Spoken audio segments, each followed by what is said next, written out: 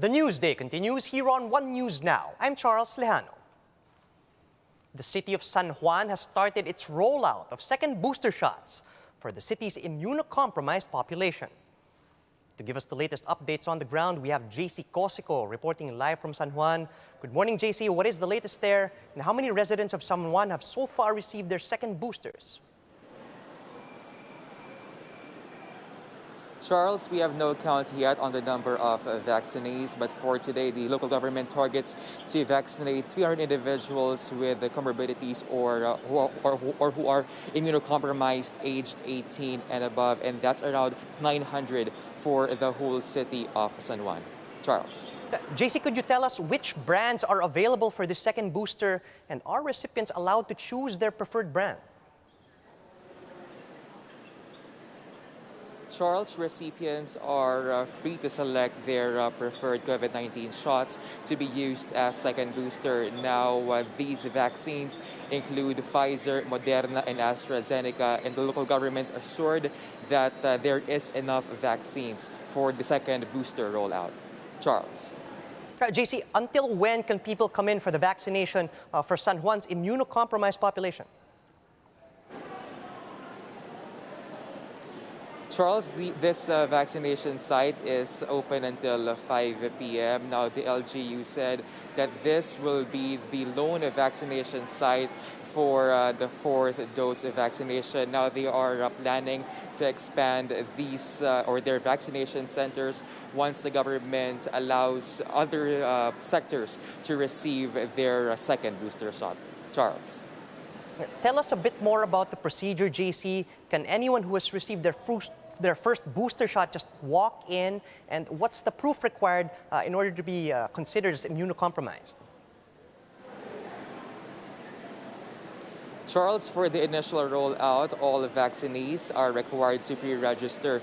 That's why upon arriving at this vaccination site, they have to present their confirmatory text message indicating that their schedule is indeed today. And apart from that, they also need to present their vaccination cards and their medical certificates. Charles. JC, tell us about the turnout. Has the local government of San Juan encountered resistance from certain people who still don't want to receive their second boosters?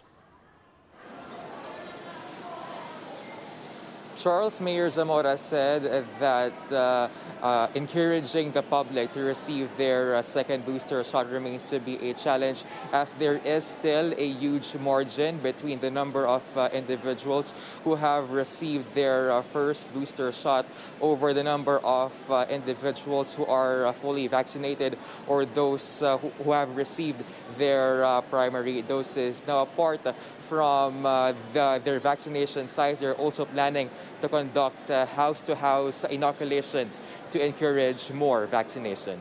Charles. Thanks for those updates, JC. That was JC Cosico reporting live from San Juan.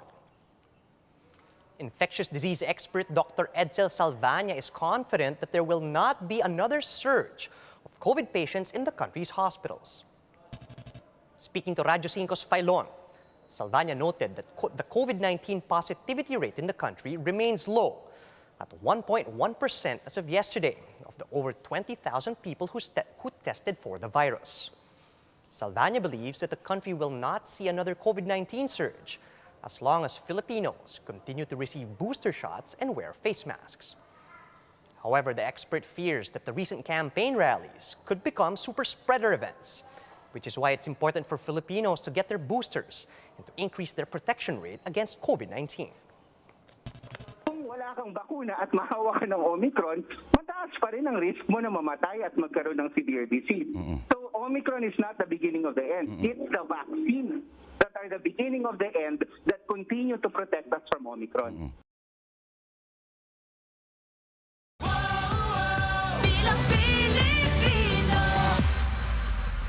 Facebook has suspended the account of Ferdinand Marcos Jr. spokesperson Vic Rodriguez. The social media giant has suspended Rodriguez's account for supposedly not following the company's community standards. But Rodriguez believes Facebook suspended his account because he is, quote, for Bongbong Marcos. He also says that this act is, quote, censorship of the highest degree and interference of a sovereign act.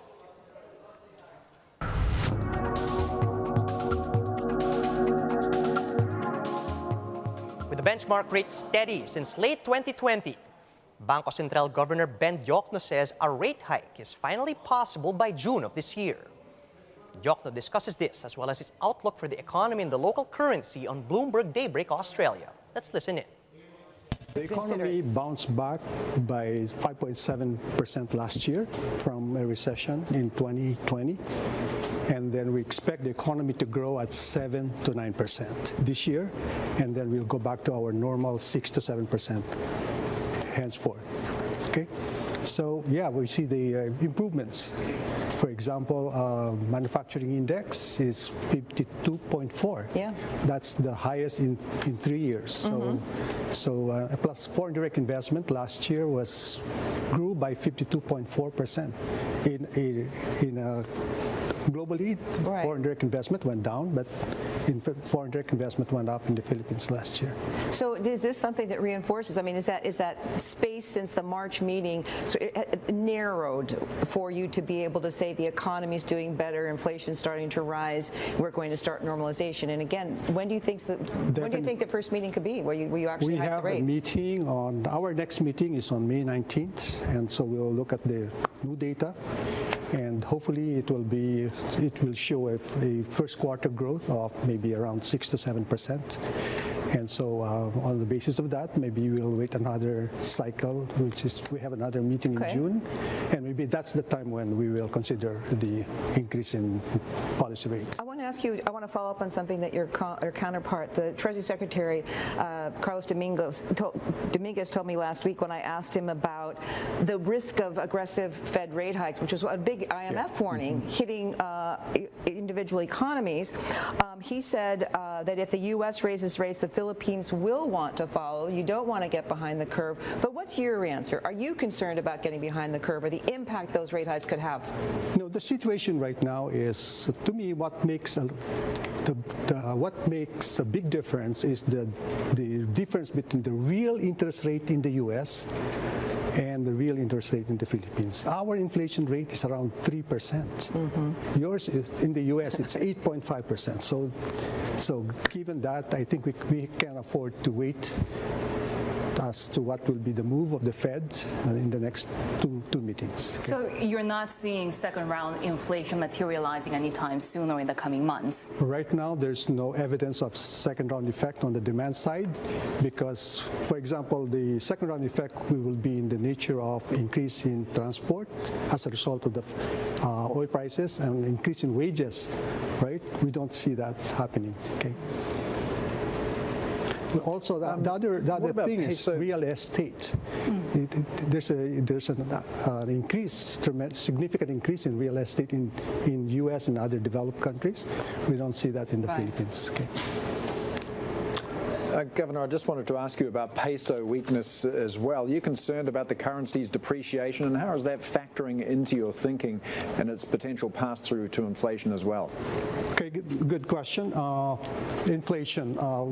The peso has depreciated at about the same rate, or in fact, it's at the middle of the depreciation of the other rate of the other currencies in the region. So we're not concerned about the depreciation. It is within our target range of 48 to 53 pesos. That's the assumption in our model. And that we have right now, we have a hefty gross international reserves equivalent to $108 billion US. That's 9.5 months worth of imports and payment of services. The receipt doctrine is 3 months worth of imports is enough, right? Plus we have a steady source of foreign exchange revenues from the overseas Filipino remittances and the BPO, business process outsourcing. Between the two of them, that's already about 60 billion every year coming in. With just less than 2 weeks before Election Day, Manila Mayor Isko Moreno has returned to the island of Panay for a third time to try to make a dent in the so-called Leni stronghold. Romel Lopez is now on the line to give us the latest on this. Romel, good morning. How is Team Isko doing today?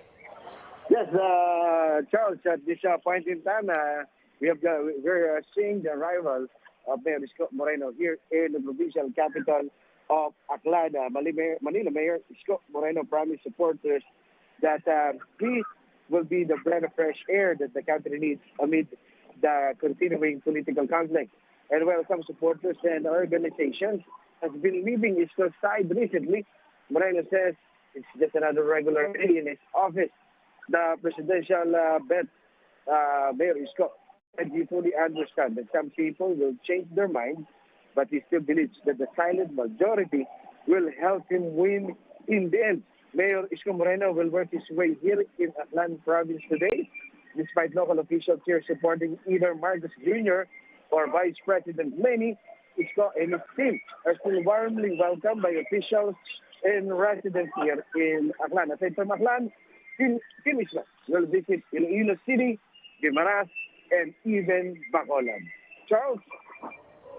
Thanks for those updates, Romel. Once again, that was Romel Lopez.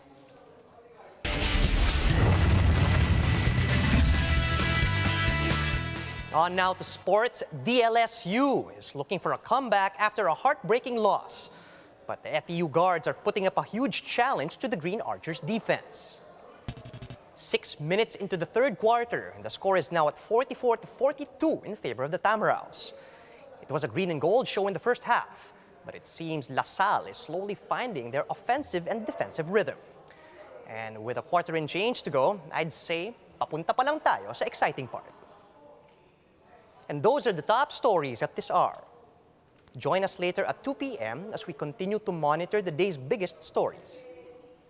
You can also catch One News on Signal Play. Just register for a free account at www.signalplay.com so you can stream One News live anytime, anywhere. I'm Charles Lejano. Mask on, wash hands, and stay safe, Philippines. We are One News.